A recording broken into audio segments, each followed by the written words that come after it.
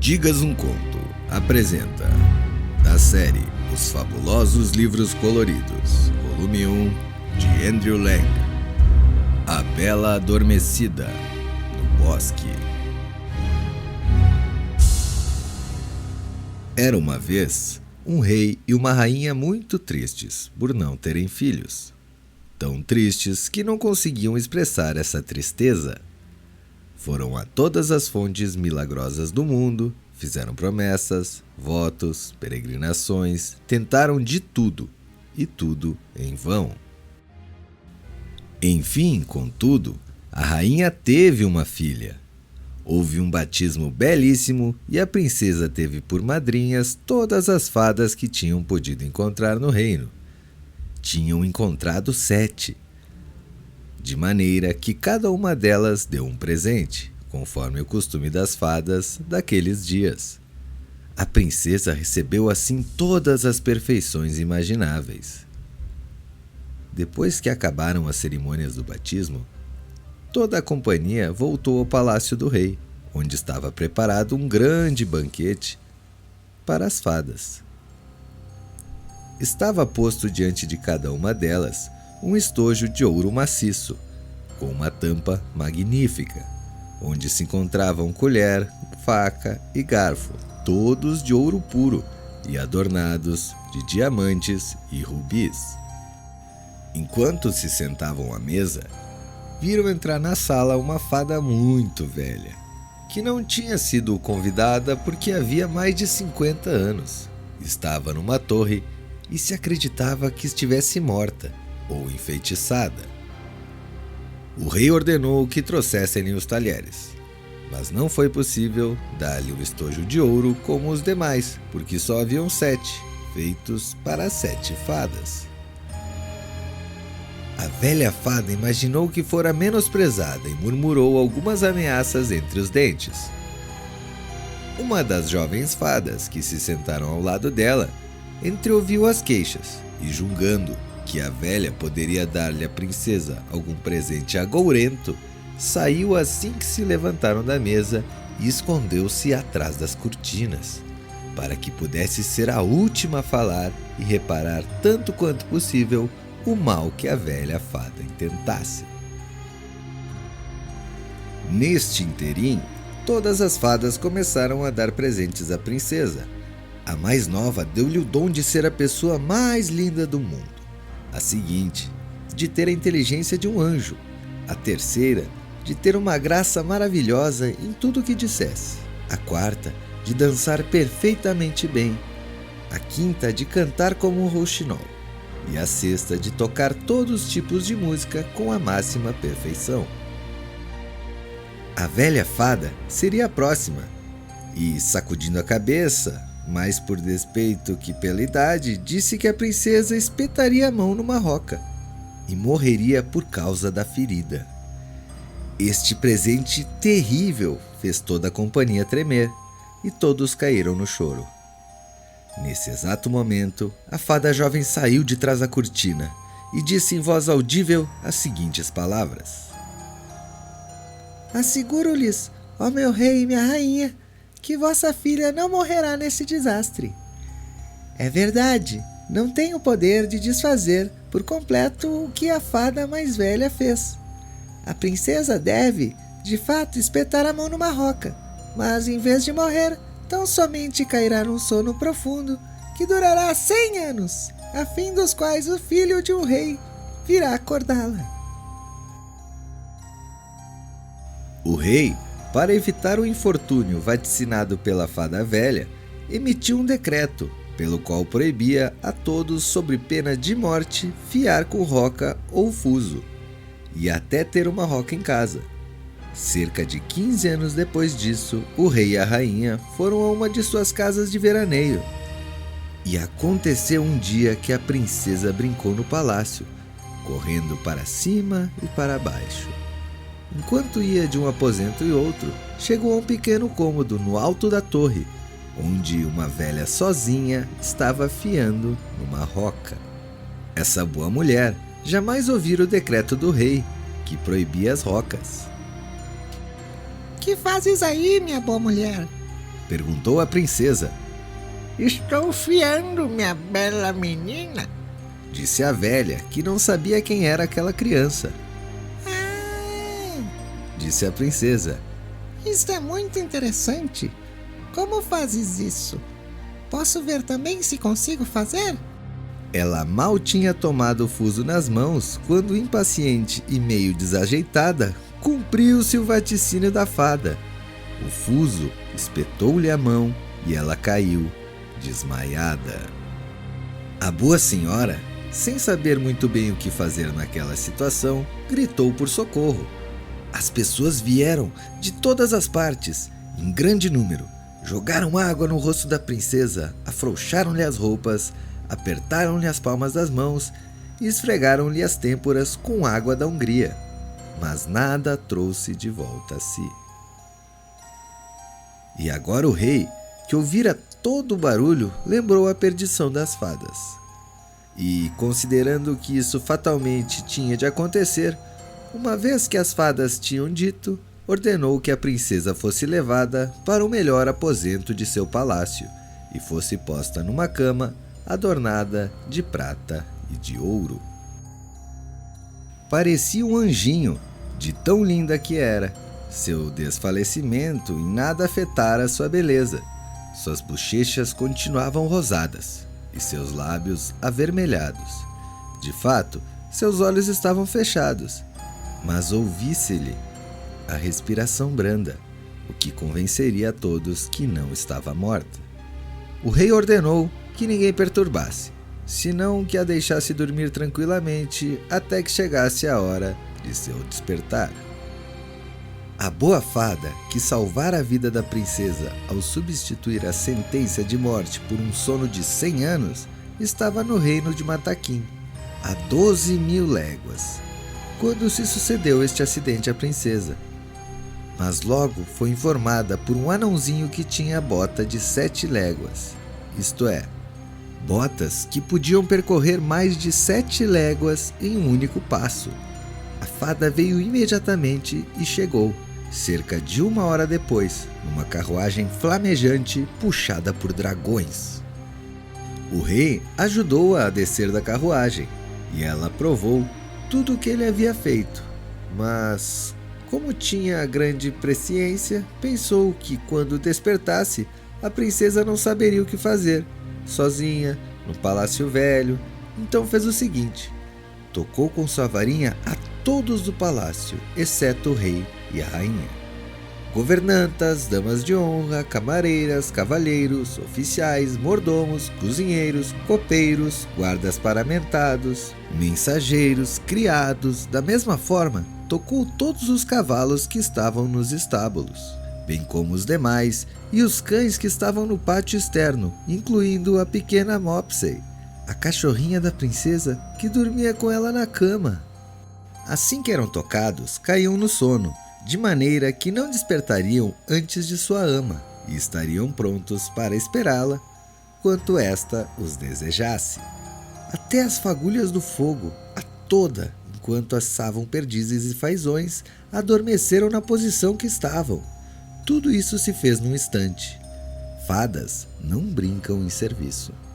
O rei e a rainha, tendo beijado sua filha querida sem despertá-la, saíram do palácio e emitiram um decreto que proibia que alguém se aproximasse dali.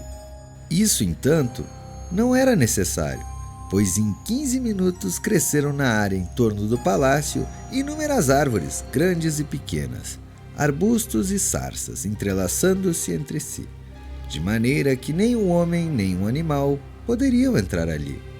Tampouco havia como sair. Ninguém duvidava, mas a fada deu neste caso uma amostra extraordinária de sua arte. Assim, a princesa, enquanto continuasse a dormir, nada tinha que temer de curiosos.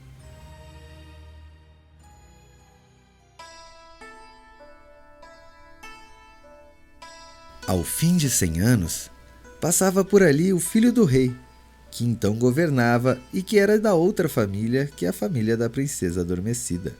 Passava por aquela parte do país numa caçada.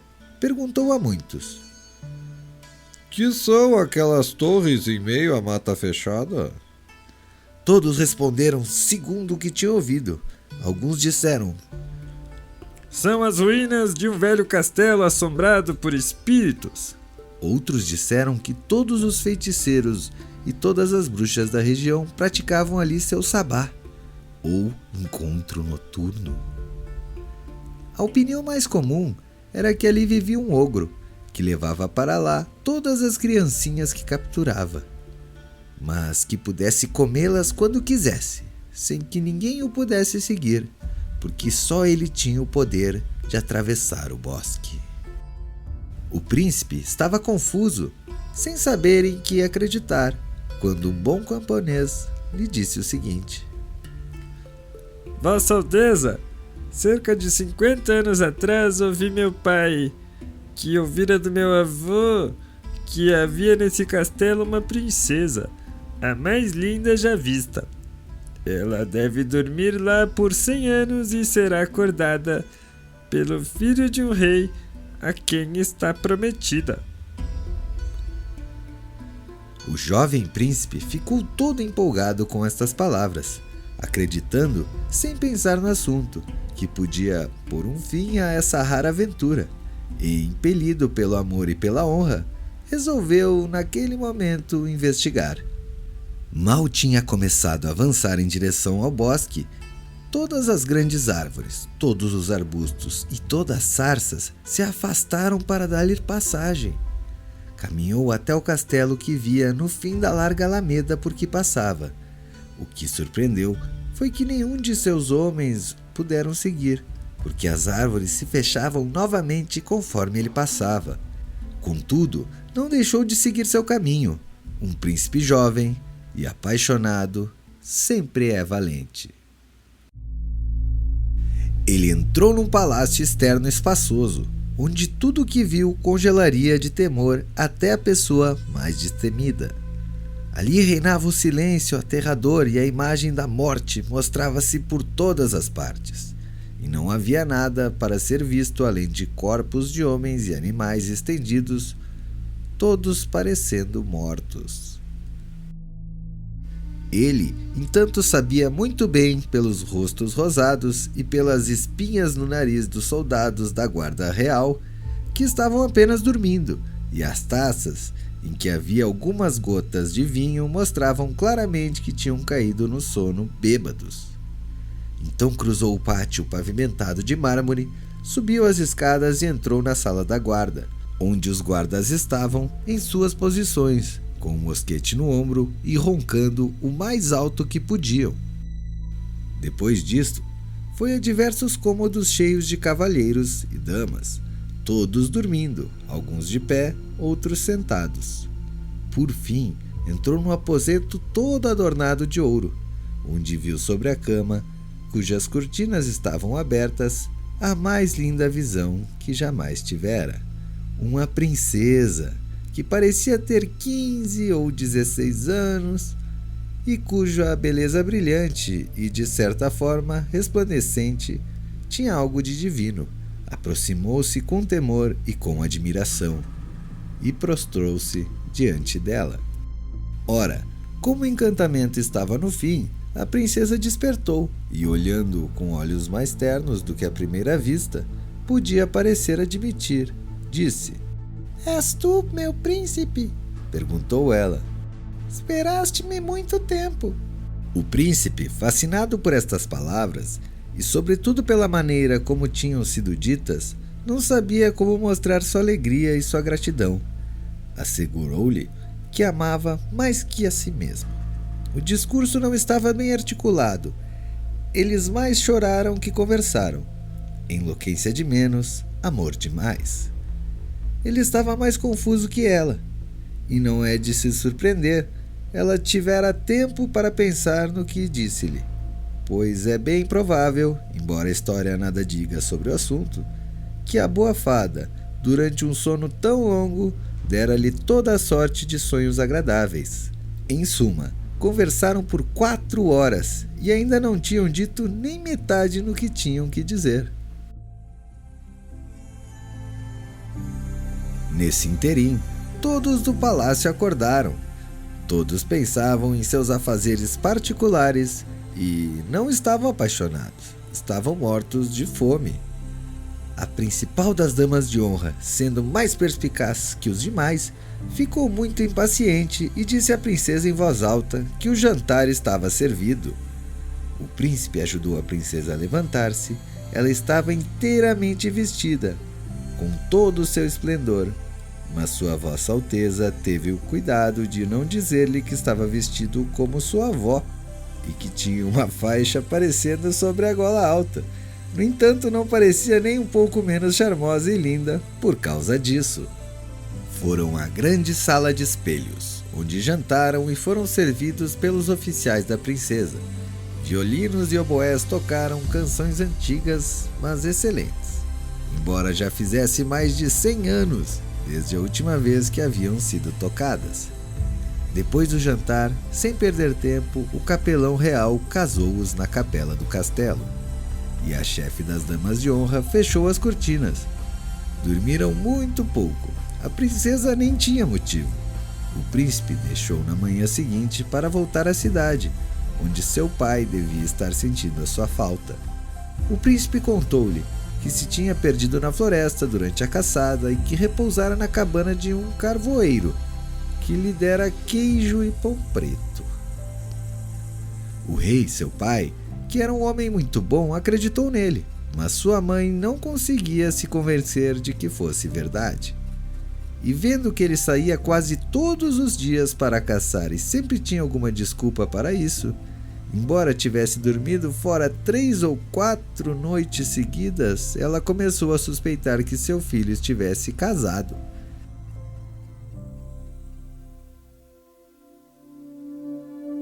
A essa altura, o príncipe vivia com sua princesa havia mais de 2 anos e tinha com ela 2 filhos, o mais velho dos quais era uma menina chamada Aurora e o mais novo um menino chamado Dia, porque era muito mais vistoso e bonito que a irmã.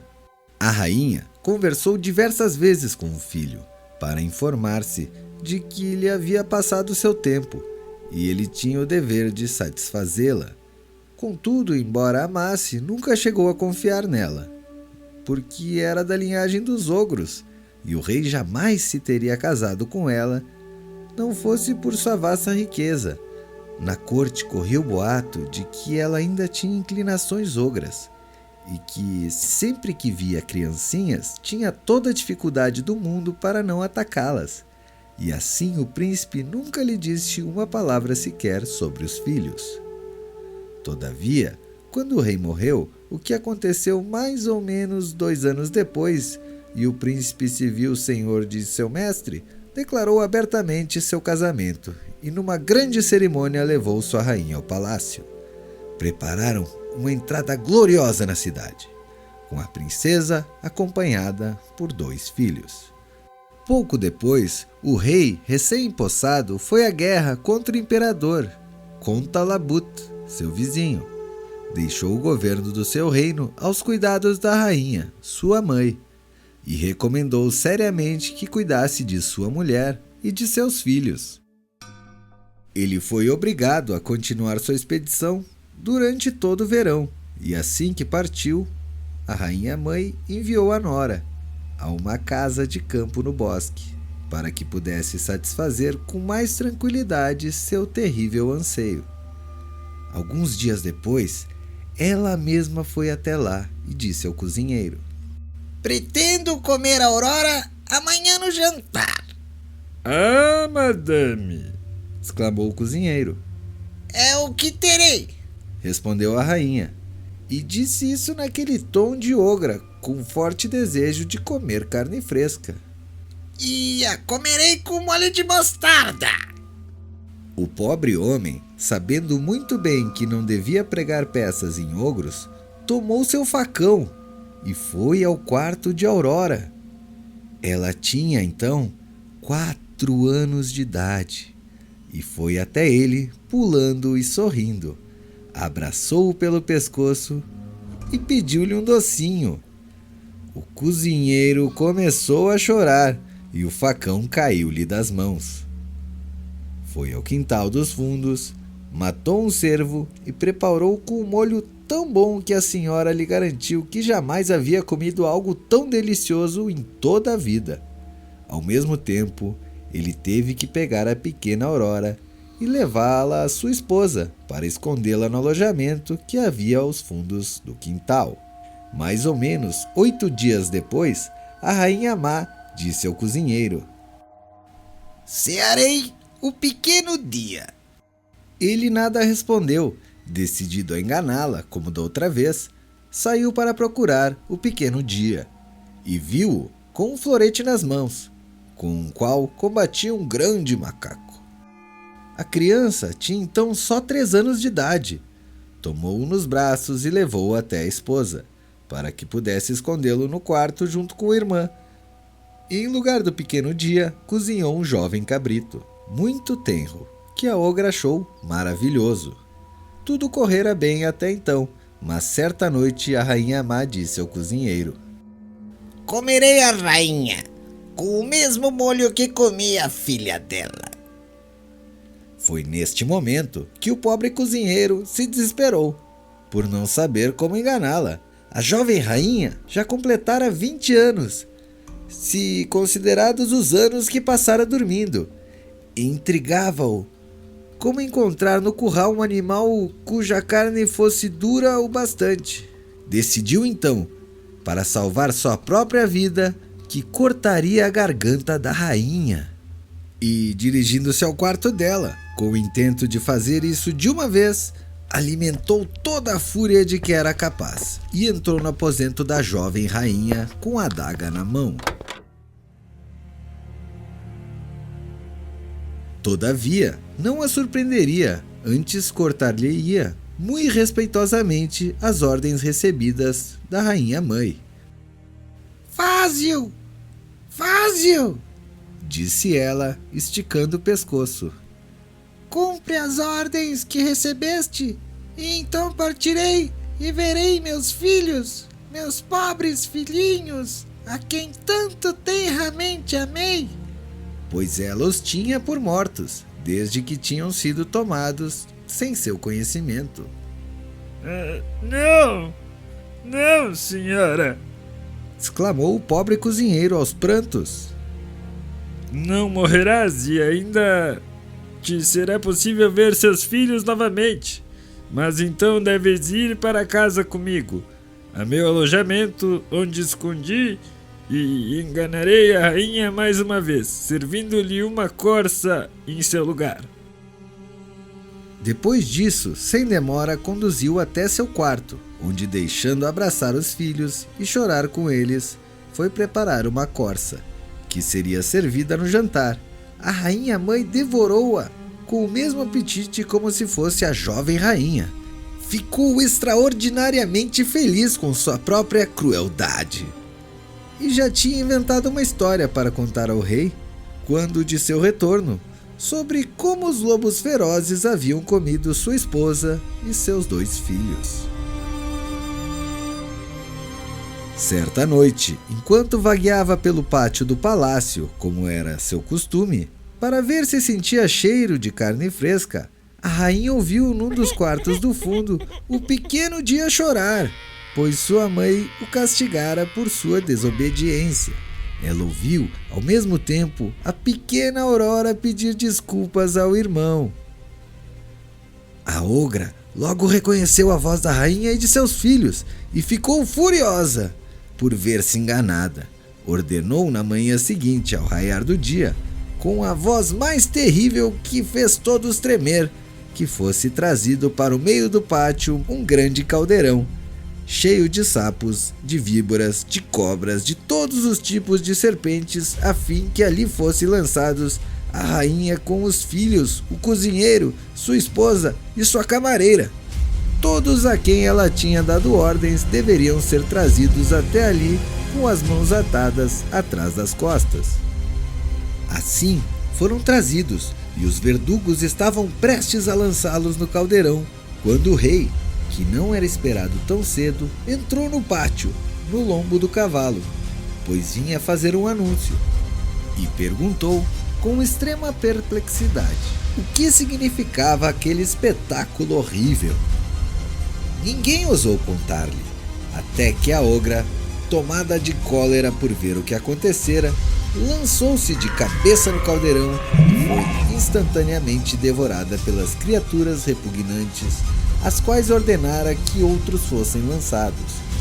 O rei nada pôde fazer senão lamentar muito, pois era sua mãe. Todavia, logo foi consolado por sua linda esposa e seus queridos filhinhos. Fim do conto. De Andrew Lang, A Bela Adormecida no Bosque, do fabuloso Livro Azul.